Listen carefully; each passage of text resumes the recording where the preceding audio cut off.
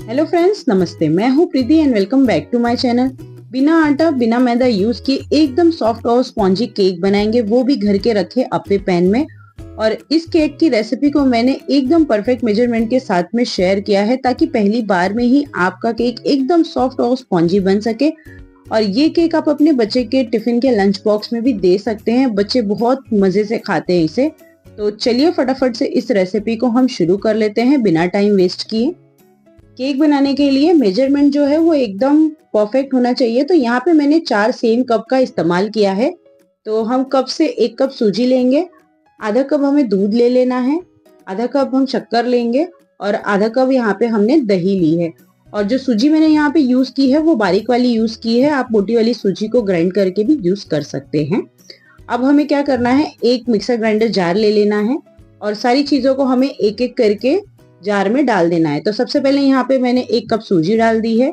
इसी के साथ साथ मैंने दही डाल दिया है। ध्यान रखिएगा कि दही जो आप यूज कर रहे हैं वो खट्टी ना यूज करें। और अब इसी के साथ साथ हमें इसमें डाल देना है शक्कर। आप अपने हिसाब से मीठा बढ़ा भी सकते हैं, लेकिन आधा कप एकदम परफेक्ट मेजरमेंट है।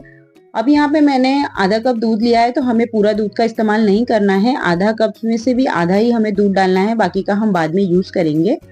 अब यहाँ पे मैंने 1 चम्मच लिया है। इस चम्मच से मैंने 2 चम्मच मेल्टेड बटर लिया है।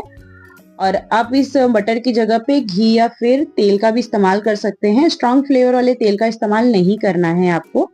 और अब इसी चम्मच से मैंने 1.5 चम्मच कस्टर्ड पाउडर डाला है, जिससे कि इसमें फ्लेवर जो है एकदम मार्केट जैसा आता है। अगर आपके पास कस्टर्ड पाउडर ना अवेलेबल हो तो आप 2 इलायची डाल सकते हैं या फिर असेंस का भी यूज कर सकते हैं। अब इसे हमें अच्छे से ग्राइंड कर लेना है। तो बस इस तरीके से यहाँ पर मैंने सारी चीजों को अच्छे से ग्राइंड कर लिया है। आप देख सकते हैं कि हमारा जो केक का बैटर है कितना ज्यादा स्मूथ बना है। बस इस तरीके का हमारा बैटर होना चाहिए। अब क्या करना है, इस केक के बैटर को हमें एक बर्तन में ट्रांसफर कर देना है। और इसे निकालने के बाद में हमें लगभग 10 से 15 मिनट के लिए इसे रेस्ट पे रख देना है, ताकि हमने जो इसमें सूजी डाली है वो अच्छे से फूल जाए।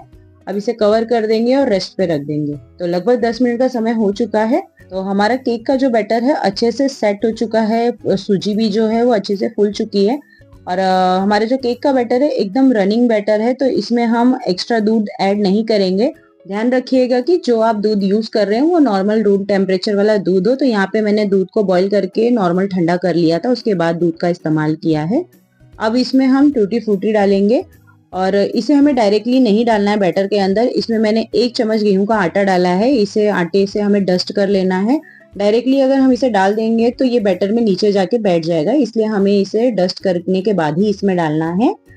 अब इसी के साथ साथ हमें इसमें डाल देना है लगभग 1 छोटा चम्मच बेकिंग पाउडर। और इसी चम्मच से हम आधा चम्मच बेकिंग सोडा डालेंगे। अगर ये चीजें अवेलेबल ना हो आपके पास में तो आप आधा पैकेट इनो सॉल्ट का इसमें ऐड करें। अब हमें क्या करना है, इसे बहुत अच्छे से मिक्स करना है। और ध्यान रखिएगा कि बैटर जो हम मिक्स कर रहे हैं एक ही डायरेक्शन में मिक्स करना है, डायरेक्शन चेंज नहीं करना है, वरना हमारा जो केक का बैटर है उसमें एयर बबल नहीं आएंगे और केक जो है वो स्पॉन्जी नहीं बनेगा। तो इस तरीके से हमें एक ही डायरेक्शन में बेकिंग पाउडर बेकिंग सोडा को अच्छे से मिक्स कर लेना है। तो आप देख सकते हैं हमारा जो बैटर है कुछ इस तरीके का है और ये केक का जो बैटर है इसी तरीके का होना चाहिए। तो चलिए अब इसे हम केक बना लेते हैं। केक बनाने के लिए मैंने यहाँ पे अप्पे पैन का इस्तेमाल किया है।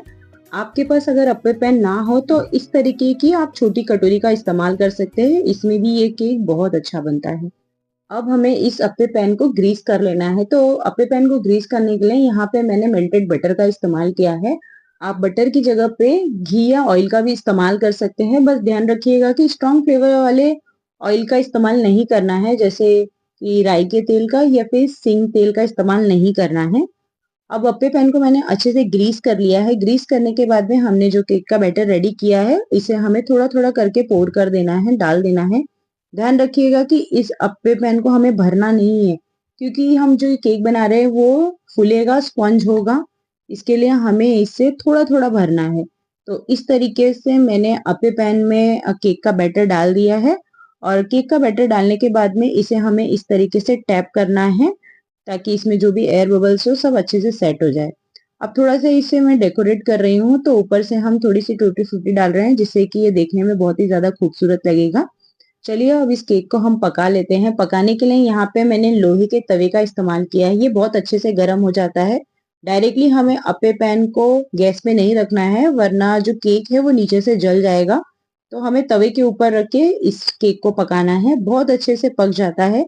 अब इसे हमें लगभग 10 मिनट तक पका लेना है।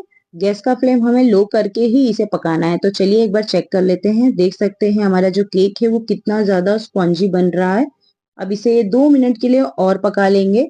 तो बस इस तरीके से हमारा जो केक है वो बन करके तैयार हो गया है। मैं इस केक को आपको पलट के भी दिखा रही हूँ कि बहुत अच्छा कलर आ जाता है इस केक में और कितना ज्यादा सॉफ्ट बन करके तैयार हो गया है।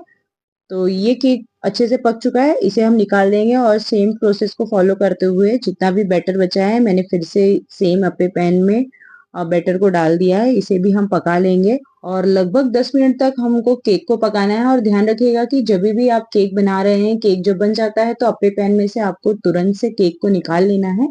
अगर आप अपने पैन में ही केक को छोड़ देते हैं तो नीचे का जो पोर्शन है वो क्रिस्पी हो जाता है, इसलिए हमें तुरंत से केक को निकाल लेना है। और केक बनाने के बाद पक गया है या नहीं, इसके लिए आप टूथपिक की मदद से इसे चेक कर सकते हैं। टूथपिक अगर क्लीन निकल रहा है मतलब केक एकदम अच्छे से पक चुका है। तो बस इस तरीके से यहाँ पे मैंने 2 बैच में केक को बना लिया है। अब इस केक को हम एक बर्तन में ट्रांसफर कर लेंगे। तो यहाँ पे मैंने इसे प्लेट में ट्रांसफर कर दिया है। मैंने डायरेक्टली अपने पैन को पलट दिया है। अब देख सकते हैं अपने आप ही सारा केक जो है वो निकल गया है और कितना अच्छा कलर आया है और कितना ज्यादा सॉफ्ट बन करके तैयार हो गया है। तो बस इस तरीके से अगर आप परफेक्ट मेजरमेंट के साथ में बनाते हैं तो आपका भी केक एकदम परफेक्ट सॉफ्ट और स्पॉन्जी बनेगा। मैंने खुद भी इसे पहली बार बनाया और पहली बार में ये बहुत ही सॉफ्ट और स्पंजी बन करके तैयार हुआ था। तो एक बार इस रेसिपी को परफेक्ट मेजरमेंट के साथ में जरूर से ट्राई कीजिएगा। आई होप हमेशा की जैसे आपको मेरी रेसिपी अच्छी लगी होगी। अगर रेसिपी अच्छी लगी हो तो रेसिपी के नीचे लाइक का बटन प्रेस करें और सब्सक्राइब करना ना भूले। चलिए मिलते हैं नई रेसिपी के साथ।